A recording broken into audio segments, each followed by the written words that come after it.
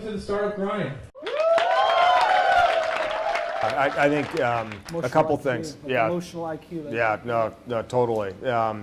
So first of all, I mean, anyone that has been through having to, first of all, firing people sucks. Even when someone like blatantly deserves to be fired, it is still something that, I can't ever think of going home and being upbeat after that experience, even when like it's black and white.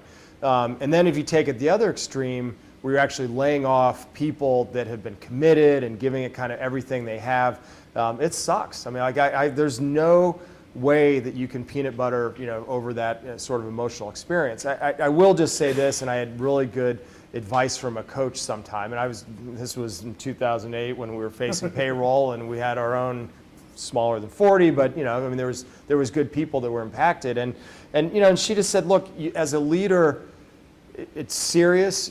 You want to treat it, but it is part of the business cycle, and the value proposition, part of the deal, if you will, of when people come to a startup is that is within bounds of the possible. So you can carry some of that weight, but don't carry too much of the weight. Your job as a leader is actually to make those tough business decisions, and people want to know that you've got the stomach and the fortitude to do that. And so I think emotionally, you want it. For sure, you care and you pay attention, and it hurts, but it is your job to do that. I think developing, I would say there's two parts. You didn't ask about stress. I want to answer stress, because stress is a very tactical thing that we'll all feel. For me, two things that have helped enormously: getting more sleep and exercise. And like that, those, it's not perfect, but that does a really good job of a lot of it. I can be calmer dealing through stressful things just with those two things. Emotional IQ, I think, is something that you can develop, you can practice. It's a muscle that you can flex. There today are a lot of leadership coaches out there that can help you develop your craft. I think just caring and paying attention and reading on that, and then all those experiences, including laying 40 people off, they will help strengthen and develop your own fortitude. So, continuing on instruction on the emotional intelligence, I was going to ask from you on what is the meaning of having emotional intelligence? Are you saying that as a leader, you should not be emotional, you should not cry when you need to cry, or you should not show your emotion, but you try to say that, no, I've got it under control, I have no emotion. What do you mean in a man's world? I can tell what it means in the woman's world, because I heard Sheryl Sandberg said, the way I got out of my sadness of losing my wife is just going to Mark Zuckerberg's office and cry on his shoulder.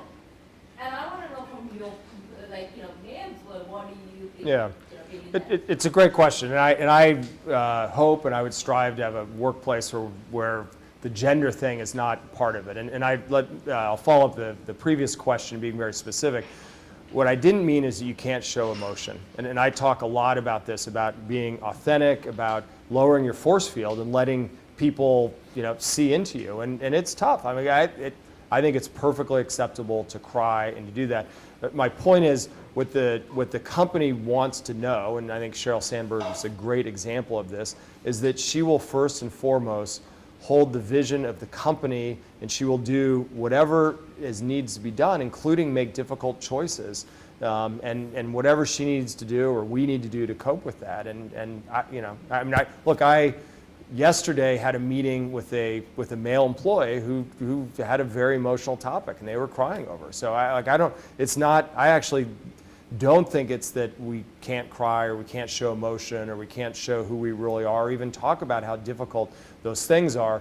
But at the end of that, what the company needs to know is that you have the certainty and the backbone to lead even through very difficult times, and that the entity will survive.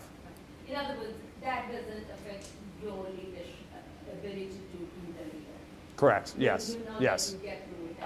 Look, I've seen some of the most steely-eyed leaders cry when they're feeling. Look, one of my very first bosses I worked for, there's a woman who was running for president named Patricia Schroeder way back when, and she kind of got beat up pretty heavily, for anyone that's as old as I am, for crying back in the day, and there's a whole bunch of discussion of that. So I don't, look, you can be steely, a leader with, high certainty, and you can still have emotion, be human. And I actually think one of the things I like better about the work environment today than when I started is that you can show and be human and talk about those things, I think, in a way that you couldn't, 20 or 30 years ago.